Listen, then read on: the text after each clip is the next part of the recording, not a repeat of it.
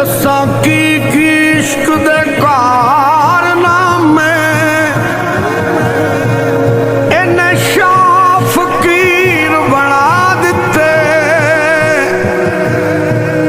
इन्हें तख्त नशीन आदम वर्गे करके खाक नशीन वखा दिते।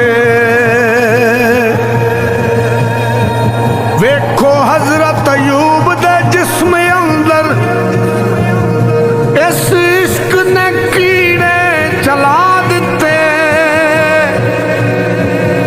इन्हें आशिक खुदा मंसूर वर्गे फड़ के सूलियां ते चढ़ा दिते।